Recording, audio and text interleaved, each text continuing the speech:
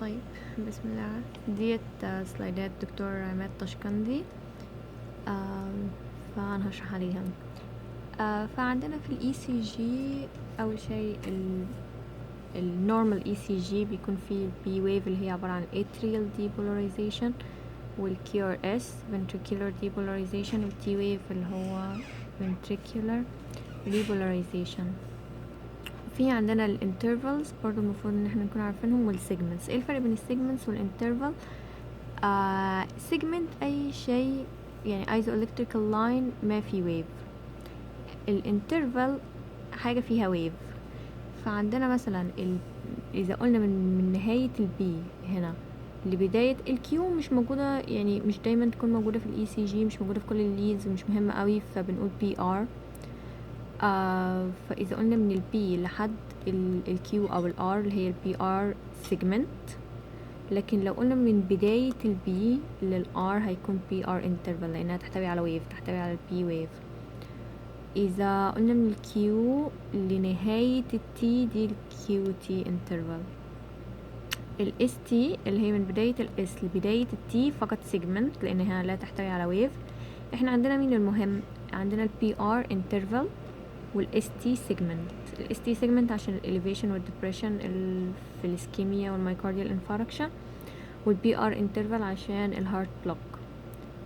طيب والكيو تي طبعا عشان هو الكيو تي prolongation اذا في بعدين يؤدي الى ترسيد دي بول هو ventricular arrhythmias وزي كده. طيب نمشي systematic لما يكون عندنا اي سي جي، انه احنا ازاي نقراه اصلا. ففي البداية احنا عشان نحسب الريت هو يختلف اذا كان الريزم regular ولا irregular. فنشوف اول حاجة الريزم regular ولا لا. في طريقة اللي هو انه نجيب ورقة مثلا بيضة ونشوف احنا اهم حاجة نحدد كيو ار اس محطوط على اللاين اللي هو اللاين اللي هو الغامق ده. نشوف واحدة محطوطة على اللاين مثلا هنا، وبعدين نشوف اللي بعدها اللي هي اسمها ال RR interval. RR interval إذا مثلا جبنا ورقة وحددنا من هنا ال RR interval أول واحدة وآخر واحدة، نمشي زي كده نشوف رجل أو لأ، أو ممكن بمجرد النظر يعني عشان ما تضيع الوقت زي كده. هو بعدين بالإكسبيرينس إنه ده سهل أوي إنه تشوفيه مثلا حد يشوفه يقول عليه إن هو regular، او بعدد المربعات يعني تقريبا estimation ما بين اللي هو ال RR interval. اذا متساوي بينهم كلهم اذا هو regular. خلاص انا بصيت لقيت ده regular، خلاص نحسب الريت بطريقة جدا سهلة. هو في طرق كتير انه احنا نحسب مثلا عدد المربعات between ال 2R intervals، يعني هنا مثلا 1 2 3 ونص تقريبا، احنا نقول مثلا 3، فنقول 300 على عدد المربعات الكبيرة اللي هو 3، ف 300 على 3 100 تقريبا، ده اقل شوية لان 3 ونص. او لو زي كده في نص ومعرفش ايه، فنحسب عدد المربعات الصغيرة اللي هو طبعا كل مربع كبير في 5 مربعات صغيرة، فهيكون هنا 5 10 15 وتقريبا هنا 3 مربعات 18، فيبقى 1500 على 18. في طريقة ابسط من كده بكتير، انه خلاص لما نشوف الاي سي جي نروح للونج ستريب اللي هي بتكون تحت. احنا عندنا طبعا 12 leads، lead 1 2 3 و AVR AVL AVF دول الليم ليدز. وفي بعدين عندنا البريكارديال ليدز اللي هم التشست ليدز V1 ل V6. وبعدين في تحت بيكون لونج ستريب، هي دي اللي نشوف منها الريزم. هيجي بعد شوية الاي سي جي اوريكم ازاي اللي هي بنحسب منها الريزم والريت وكده عشان هي بتكون طويلة. فاذا هو ريجولار ممكن ناخد واحدة مثلا زي دي تقريبا اكتر واحدة على الدارك لاين ده، بعدين نروح للي بعدها. اذا جت الار اللي بعدها هنا اذا الريت هيكون 300، اذا هنا هيكون 150، اذا هنا 100، بعدين هنا 75، فده تقريبا 75 لان هي جت هنا عند ده اللاين. اذا بعدها 60، اذا بعدها هيكون براديكارديا 50 واقل. فنمشي زي كده مرة تانية، نيجي هنا اذا جت الار ويف هنا 300 150 100 75 60 مرة تانية. ده نبدأ من هنا نروح المربع اللي بعده 300 150 100 75، هنا الريت هيكون 75 تقريبا لانه احنا بنعمل استيميشن مش بالظبط. وبعدين ما فرقتش اصلا 80 من 75 كله هيكون نورمال الريت. طيب احنا مثلا يجيلنا اي سي جي زي كده، في عندنا 12 leads اللي قلت عليهم lead 1 2 3 AVR AVL AVF V1 V2 V3 V4 V5 V6 دول 12 leads. بعدين عندنا هنا long strip اللي هي بنحسب منها الريت والريزم. هنا اذا بصينا على الريزم هنلاقيه regular. اذا جينا ان احنا نحسب الريت فنشوف مثلا هنا ديت بعدها نشوف مثلا هنا بعدها هنا يكون 300 150 175 تقريبا. هنا الريت هيكون برضو 75. بعدين واحنا ماشيين سيستماتيك انه احنا شوفنا الريت هنا يكون نورمال. نشوف الويفز. انا كاتبه هنا انه الانتربريتيشن للاي سي جي زي كده. اول شيء الريزم، لانه في طريقه مختلفه اصلا لسه ما خلصتش من الريت. اذا الريزم irregular في طريقه تانية نحسب منها الريت، لانه ما ينفعش نحسب عدد المربعات ما بين between the two R waves، لانه هيكون عددهم مختلف من between two beats. فنستخدم حاجه اسمها 6 second strip. ال 6 second strip هي فكرتها انه احنا بنحسب ال 30 مربع كبير، نعد 30 مربع كبير، وال 30 مربع الكبير دول نشوف فيهم كم QRS. فاحنا مثلا اذا دي ممكن نحسب بيها اذا regular ولا irregular ما تفرقش، بس انها طريقة اصعب يعني بنحسبها اذا بس هو irregular. فاذا هنا عدينا 30 مربع كبير نقول مثلا لحد هنا، نفترض انه لحد هنا كده، فنعد ال QRS هيكون 1 2 3 4 5 6 7 8 9. دول التسعة نضربهم في 10 هيكون 90. طب احنا ليه بنضرب في 10؟ هو اصلا الريت احنا بنحسبه بيكون في قد ايه؟ في دقيقة صح؟ والدقيقة 60 ثانية. اذا احنا بناخد 6 ثواني فعشان نكمل الدقيقة نضرب في 10. هي دي الفكرة في 6 ثواني، لانه المربع الواحد الصغير 0.04 في الوقت. اذا مشينا horizontal بيكون المربع الصغير 0.04، المربع الكبير هيكون 0.2 of a second. فال30 إذا ضربناه في 30 هيكون 6 second صح؟ هو 6 second strip، عشان كده احنا خدنا 30 مربع. في الاي سي جي اصلا اذا شفنا في المستشفى بيكون سهل ان احنا مش نقعد نعد 30 مربع لانه جدا مرهق ومضيع للوقت. بيكون في نفس الاي سي جي فيه من تحت كده خط احمر 15 مربع وخط احمر بعده 15 مربع، فاحنا بناخد بعد خطين اللي هم يكونوا 30 مربع. ده بيسهل علينا، يعني نشوف الخط الاحمر اللي تحت يكون 15 مربع، الخط الاحمر اللي بعديه 30 مربع، بس نعيد الكيو ار اس ونضرب في 10 يدينا الهارت ريت اذا الريزم از irregular. هنا مثلا هنا احنا نعمل interpretation، بس خلينا نشوف ديت الورقة مرة تانية. احنا شفنا الريزم والريت، عرفنا نحسبه اذا regular و irregular كذا طريقة. اسهل واحدة ان هي نمشي بالمربعات 300 150 175 و 60 اللي بعده 50 اذا براديكارديا وكده. بعدين الويفز نمشي نشوف كل ويف على حدة، البي الكيو ار اس والتي. هنا مثلا اذا بصينا على ده اللونج ستريب لان احنا شفنا عليه 12 leads، بعدين نبص على اللونج ستريب هنلاقيه انه الريزم شكله irregular لانه between مثلا الار ديت والار دي. الار هي اول بوزيتيف بعد البي، الاس اللي هي اول نيجاتيف بعد الار، فديت ار ديت اس ديت تي، دي الار اللي فوق ودي الار اللي فوق بينهم مسافة صح، دي الار ودي الار بينهم مسافة اكتر بكتير، فده واضح ان هو irregular rhythm اصلا. بعدين اذا جينا نبص على الويفز هيكون هنا قبل الار المفروض يكون في البي، هنا مفيش اي بي، فهنا في absent للبي ويف. irregular rhythm و absent B wave it's irregular it's atrial fibrillation. يعني جدا سهل في الاي سي جي، وانس انه اصلا الشخص يشوف irregular pulse زي كده تقريبا مش هيكون غير ال differential atrial fibrillation ومات اللي هي ال MAT multifocal atrial tachycardia، ودي مختلفة تماما عن ال atrial fibrillation لانها بيكون فيها 3 different morphological B waves. يعني بيكون في B wave بس شكلها غريب الأطوار، يعني مثلا negative بايفيزيك ولا شكلها بيكون مختلف، يعني بيكون في بي ويف وعلى الأقل ليها 3 أشكال مختلفة في نفس الستريب. دي بنتشخص بيها المالتيفوكال اتريال تاكيكارديا اللي هي المات، اللي هي الديفرنشيال irregular pulse مع الاتريال فيبريليشن. في الاتريال فيبريليشن ابدا ما يلخبطش في الاي سي جي، جدا سهل وواضح، يكون زي كده irregular pulse واضح والبي ويف مش موجوده. فده اتريال فيبريليشن زي ما قلت. طيب هل ممكن ان احنا نلخبطه مع الاتريال فلاتر؟ ده فلاتر اللي هو بيسموها سو توث ابيرنس، زي اسنان المنشار، دي كلها بي ويفز. فالبي ويفز دي هل ممكن ان احنا نلخبطها مع الفيبريليشن ويفز؟ لا، لانه وانس اساسا انه حتى احنا لخبطنا ولا مش عارفين انه نشوف الريزم ده ريجولار، واضح ان هو جدا ريجولار، وعدد المربعات هنا زي عدد المربعات هنا وكده. اما هنا ده irregular، فونس ان هو irregular it's atrial fibrillation، مستحيل يكون flutter الا في بعض الحالات، يعني اذا في flutter مع heart block ولا حاجة. بس يعني هو حاجة واضحة انه الفيبريليشن ما نلخبطوش مع الفلاتر. الفلاتر فيه بي ويف واضحة، يعني بي ويف محترمة، ديت البي ويف واضحة، لكن هنا اصلا دي فلاتر ويفز، مش بي ويف حقيقية. طيب اللي هم المفروض absent بي ويف اصلا، وبيكون اوضح من كده، بيكون زي الاي سي جي اللي هو كان في البداية اللي هو ده، بيكون كده البي ويف واضح ان هي مش موجودة.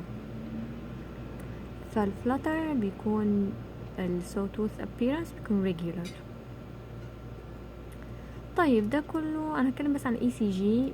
فالاتريال فيبريليشن لانه مهم، ممكن اقول كم كلمه عليه في المانجمنت بس عشان كل الكلام ده كتير صراحه. لما جينا شخص عنده اتريال فيبريليشن في عندنا 3 حاجات اللي هو الريت كنترول وريزم كنترول وانتي كواجوليشن. ريت كنترول باي بيتا بلوكر او كالسيوم شانل بلوكر. بيتا بلوكر مثال عليهم ميتوبرولول او بيزوبرولول. الكالسيوم شانل بلوكر فيراباميل او دايلتيازيم، لان هم دول كارديو سيلكتيف كالسيوم شانل بلوكرز. دايلتيازيم عادة هم يستخدموه ممكن في بعض الحالات اللي هو مثلا البيشنت عنده هارت فيلير او هايبوتنشن، لانه ما ينفعش ان الشخص ضغطه واطي ونعطيه بيتا بلوكر او كالسيوم شانل بلوكر، ان هم will decrease blood pressure more، فبنعطيله ديجوكسين. ده الشخص والديجوكسين عادة ما يستخدموهوش كتير لانه ليه نارو ثيرابيوتيك اندكس، فيستخدموا بيتا بلوكر او كالسيوم شانل بلوكر. امثله عليهم زي اللي قلتهم. ده for rate control. خلاص خلصنا منها. rhythm control حسب يتوقف على حاجات جدا كتير. اول حاجة ان الشخص ده هل هو عنده atrial fibrillation more than 2 days، عنده risk factors ان هو، لان الشخص اللي عنده atrial fibrillation ده more liable ان هو develop thromboembolism خصوصا الستروك. احنا عشان نرجع للريزم النورمال لازم نتأكد انه ده الشخص ما عندوش ثرومباي جوه الاتريوم. فانه كيف نتأكد؟ يا اما ده الشخص يكون هو يونج وما عندوش ريسك فاكتورز اللي هو نحسبها من تشاد سكور او تشاد فاسك سكور، او يكون عنده اقل من يومين الاعراض البالبيتيشن ومتأكد ونوت ريكارنت، او ان احنا نعمل ترانس ثوراسيك ايكو. والترانس ثوراسيك ده اذا هو ما فيهوش نتأكد بالترانس اسوفيجيال ايكو، لان الترانس اسوفيجيال مور سبيسيفيك. اذا الترانس اسوفيجيال ما فيهوش وده الشخص ما عندوش ريسك فاكتور وكده، نقدر convert للنورمال ريزم، نورمال ساينس ريزم، نعطي انتي اريزميك دراج زي اميودرون او مثلا البروكينامايد، زي ديت الادويه اللي هي الانتي اريزميك. عادة يستخدموا اميودرون. فده بالنسبة للريزم كنترول. ما نرجعش يعني we don't convert to normal rhythm إلا إذا متأكدين إنه مفيش ثرومباي. نتأكد زي ما قلت بالديوريشن والريسك فاكتور إن احنا نحسب الريسك والترانس اسوفيجيال ايكو. بنبدأ بالترانس ثوراسيك. إذا ترانس ثوراسيك فيه بوزيتيف خلاص مش محتاج إن احنا أساسا نعمل ترانس اسوفيجيال، إذا هو نيجاتيف بس نعمل ترانس اسوفيجيال ايكو. طيب بعدين نعطي انتي كواجولانت. فاحنا بنبدأ البيشنت على low molecular weight heparin ووارفرين بريدجينج لحد ما يشتغل. الوارفرين بياخد 3 to 5 days عشان يشتغل، بعدين يمشي على الوارفرين. ده اذا هو التشاد فاسك سكور بتاعه 2 او اكتر. اذا 1 بس بنعطي اسبرين. اذا البيشنت not valvular atrial fibrillation، ما عندوش valvular heart disease، ممكن نبدأ اللي هم new oral anticoagulant medication أو novel anticoagulant medication اللي هم زي dabigatran و rivaroxaban apixaban.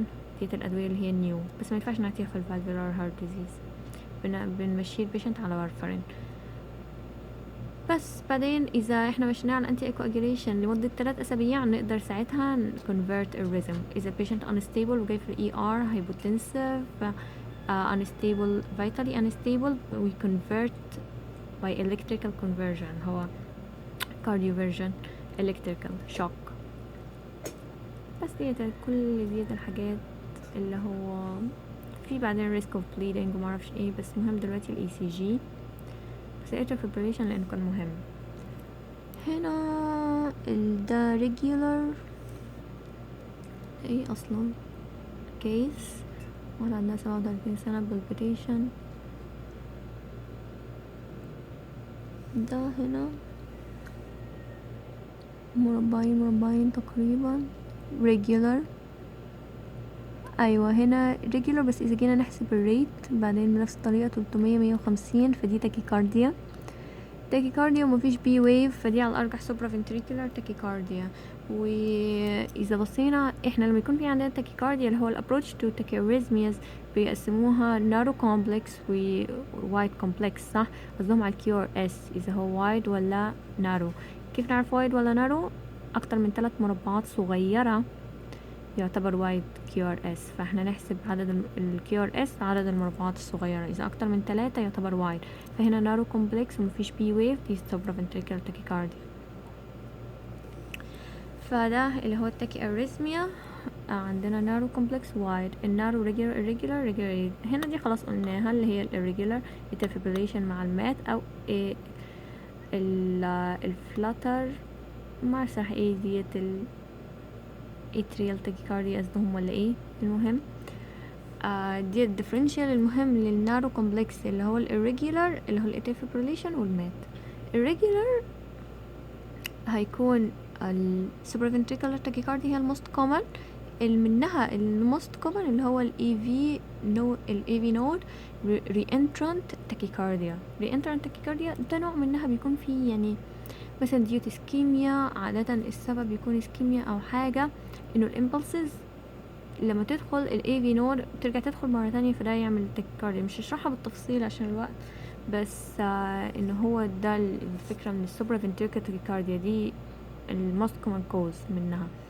في الاتريال فلاتر لان هو قلنا ريجولار صح، مش زي الاتريال فيبريليشن وعرفناه خلاص اللي هو السوتوس ابيرنس والبي ويفز تكون واضحه ومحترمه.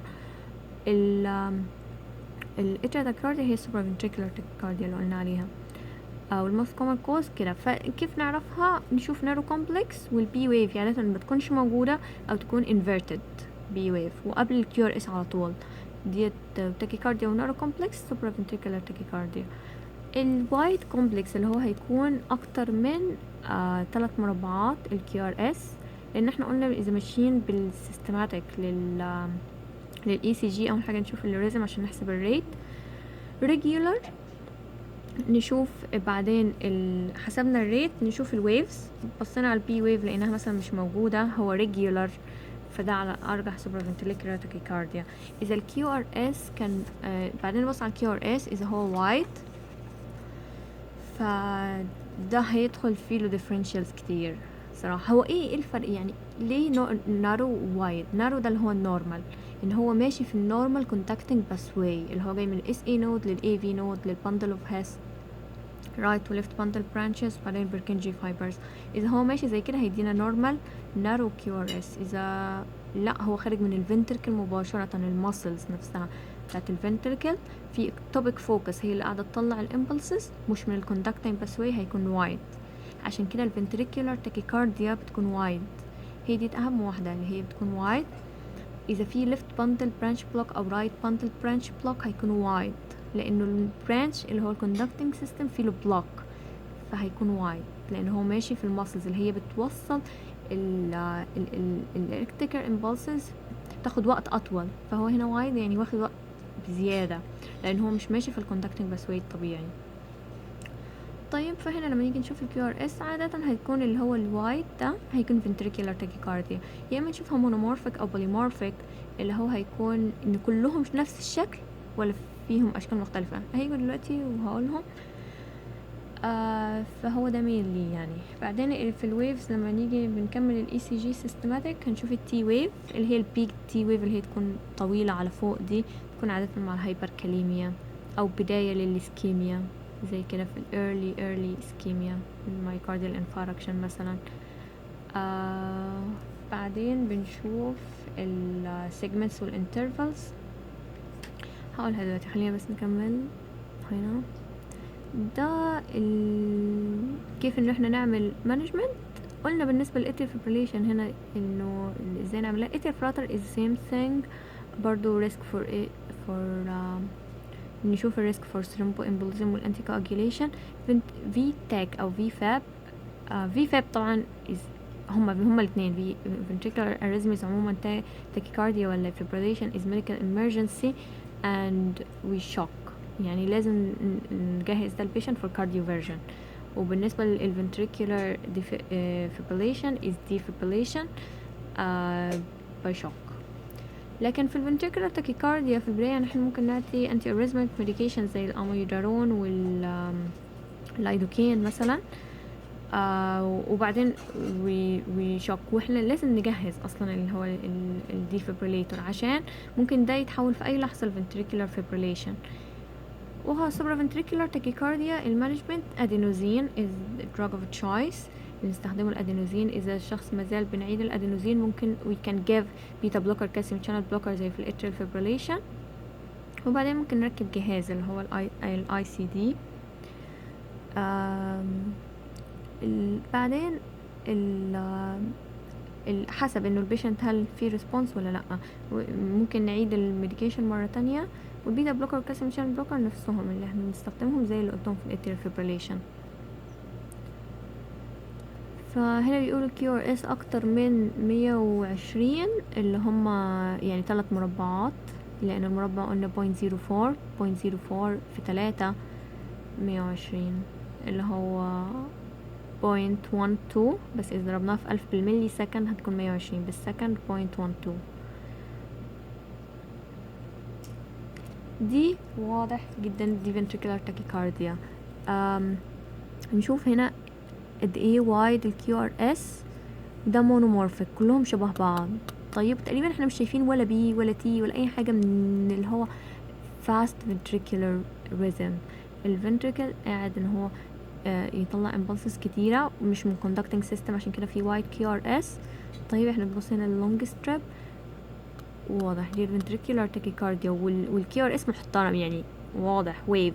لكن لو هو بس كده صغير زي دي تكون فيبريليشن اكتر، لانه طبعا احنا بنبص على اللونج ستريب دي مش ليد واحده اللي احنا بنشوفها، احنا بنبص على كل الليدز.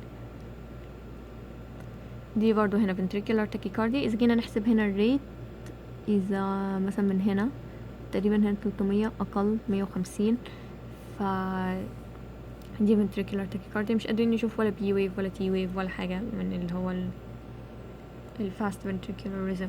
دي ventricular fibrillation، دي fibrillation wave و irregular اصلا. دي regular. التاكيكارديا is regular. دي ventricular tachycardia بس مش monomorphic لانه مش كلهم شبه بعض. في هنا شويه الويفز هنا الويف شكلها مختلف صح. دي اللي هي تورسي ديبوا polymorphic ventricular tachycardia لان اشكالهم مش زي بعض وايد برضو. وتاكيكارديا يجينا نحسب الريت والكيو ار اس از وايد ومش شبه بعضها وشكلها ده جدا مميز. تورسي ديبوا ديت تيجي ديو تو ميديكيشنز اللي هم بيطول اي حاجه تعمل prolongation للكيو تي interval. QT interval prolongation is risk factor for torsion de bois اللي هو بيعملها الميديكيشن. بعض الميديكيشن زي مثلا اللي هم الترايسايكليك انتي ديبريسنس، الانتي سايكوتيك زي الهالوبريدول. يعني ميديكيشنز هي تعمل prolongation او congenital. في ناس عندهم congenital QT prolongation فديت على طول ممكن ريسك ان هي تقلب ventricular fibrillation عشان كده خطيرة. دي التاكيكارديا برضو ventricular tachycardia. دي خلينا نشوف هنا طبعا في حاجة مميزة هنا عندنا التي ويف هايبر اكيوت تي ويف او بيكد تي ويف اللي بنسميها. نمشي سيستماتيك. اذا جينا هنا اللونج ستريب طبعا واضح ان ده وايد كي ار اس، وفي كمان شكله كأنه ام شيبد هنا. طيب نتكلم عن الديفرنشال. مش انا لما اتكلمت عن الوايد كيو ار اسز قلت الباندل برانش بلوك دي اذا هنا جينا نحسب الريت هيكون 300 150 100 تقريبا، فمش تاكيكارديا. هنا مش تاكيكارديا، مفيش تاكيكارديا، فمنقدرش نقول ان هي ventricular tachycardia. هنا 150 100 ديت مش تاكيكارديا، ديت طبعا اصلا تي ويف. في حاجة مميزة، خلينا نشوف بعض الليدز هنا. دي اللي V1 دي نسميها S wave T. طيب هنا ديت S و T. بعدين خلينا نجيب ECG تاني يكون نورمال من البداية. هنا مثلا بصوا على ده إذا بتصينا من V1 إلى V6 في حاجة اسمها R progression. يعني مش قلنا ال R هي أول positive بعد ال T. هنا دي ال R wave ودي ال S. هنا دي ال R ودي ال S صح. هنا R S ديت ال R R R. ففي هنا ال R بتبقى مرة صغيرة في ال V1 تبدأ تكبر تكبر تكبر لأكبر حاجة بتكون V5 تقريبا أو V6. هي V5 تكون أكبر حاجة. ف ديت النورمال ار بروجريشن، ده بنسميه نورمال ار بروجريشن. فلو لقينا هنا الار ويف طويله زياده عن اللزوم ده هيكون حاجه abnormal. يا اما هيكون في right bundle branch block او في differential diagnosis للتول ار ويف او posterior MI. posterior MI حاجه جدا مهمه، بس هيكون في معاها ST depression في الانتيريور leads. فهنا الار بروجريشن اللي انا قاعده اقول عليه ده، خلينا نرجع هنا في normal R progression. طيب ال R يعني هنا ال R مش قد كده كبيرة، لكن ال QRS is wide. شوف تقريبا هنا يمكن 5 مربعات صغيرة، وهنا وايد، وهنا طبعا واضح ان هو وايد ومش تاكيكارديا.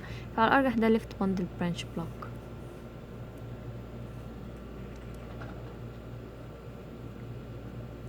طيب differential diagnosis لل ST elevation.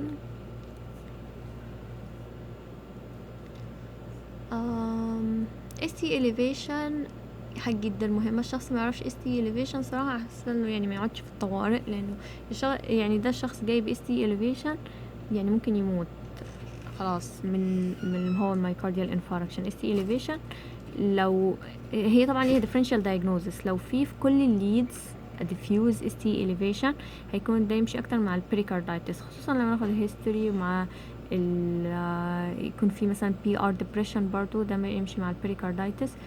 اما ال ST elevation اللي هي في ليدز معينة اللي هي الكرايتيريا للام اي ان هي تكون اكتر من 1 ملي elevation نفسه بتاع ال ST segment، ويكون في على الاقل في 2 contiguous leads. يعني ايه؟ يعني مثلا احنا اذا ماشيين بالسيكونس الطبيعي بتاعنا هنا مفيش لونج ستريب، بس اذا قلنا هنا مثلا من البداية هو ريجولار الريت هيكون 300 150 100 تقريبا. اذا بصينا على البي ويف نورمال بي ويفز. الكيو ار اس از نارو مثلا. اذا بصينا عليهم كلهم برضه نشوف هنا مهم نشوف على الكيو ار اس نارو ولا لا. اتس نارو. والتي ويف مش هايبر اكيوت تي ويف ولا انفيرتد. هنشوف التي ويف اذا هي هايبر اكيوت او انفيرتد. هنا في انفيرجن للتي ويف. هو نورمالي نشوف التي ويف انفيرجن في الاي في ار نورمال ان هي تكون انفيرتد. والار بروجريشن اللي كنت بقول لكم عليه هنا الار صغيره بتبدا تكبر الار كبيره نهائيا هنا، فهو ده نورمال.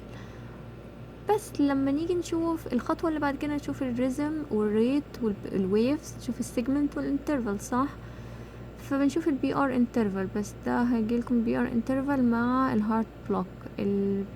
هنا نشوف الاس تي سيجمنت، شايفين هنا الاس هنا لانه الار او البوزيتيف، بعدين مع نهايتها يكون الاس المفروض، ودي التي، فهنا بداية التي، فهنا دي الاس تي سيجمنت شوية elevated، هنا الاس تي سيجمنت is elevated. طيب هنا ليد 1. طيب ليد 1 يعني مش قد كده مهمة، احنا شفنا في ليد 2 elevation في الاس تي سيجمنت زي هنا نهاية الكيو ار اس وبداية التي. لازم نبص على الليدز اللي تبعها اللي هي الانفيريور ام اي، احنا عندنا الليدز بتاعت الانفيريور ام اي 2 و 3 و اي في اف، فنبص على 3. 3 تقريبا ما فيهاش elevation، اف الاي في اف سوري فيها شوية elevation، هنا الاس تي سيجمنت. طبعا عشان نتأكد ان ده مش بريكاردايتس، ان احنا نبص في الليدز، نروح الانتيريور ليدز اللي هما V1 و 2 و 3 و 4، هنا ما فيش اس تي elevation. هنا اذا بصينا هنا في اس تي elevation في V2، V3 فيها اس تي elevation برضو، V4 شوية ايوه في اس تي elevation هنا نهاية ال QRS بداية ال T هنا elevated. احنا بنقارنها طبعا مع ال isoelectrical line اللي قبلها اللي بعد واللي بعدها، شايفين ديت elevated وهنا شوية elevated، فده يعتبر ده ما يمشيش ابدا مع الام اي، لان الام اي مستحيل انه يكون ده الشخص عنده anterior و inferior و everywhere ST elevation، فهيكون هنا ده بيمشي اكتر مع البريكاردايتس.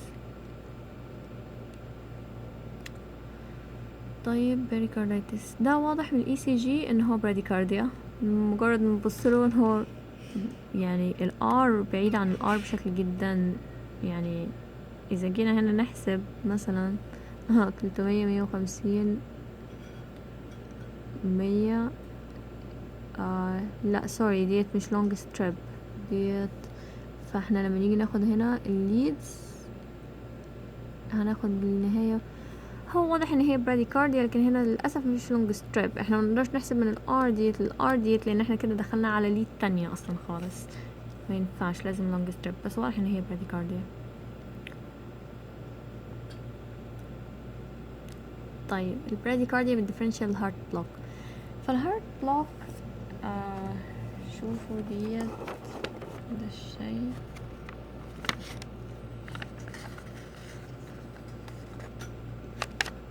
انا كتبت الهارت بلوك زي كده ال AV block first degree second degree و third degree. طيب الفيرست degree heart block ما فيهوش مست لل QRSs، يعني QRSs كل لما نشوف ال ECG كل P وراها QRS، كل P وراها QRS، كل P وراها QRS، ده النورمال sinus rhythm ان كل P وراها QRS، بس once انه في B ما فيش وراها QRS هندخل في ال differential تبع اللي هو الهارت بلوك. فالفيرست ديجري هارت بلوك مفيش مست كيورس، كل بي وراها كيورس. طب ايه هي المشكلة؟ انه بس في prolongation للبي ار انترفال، البي ار انترفال اللي هو من بداية البي، قلنا بداية البي ويف للكيو ار اس اس، عشان اللي هي انترفال فيها بي ويف. خلينا نروح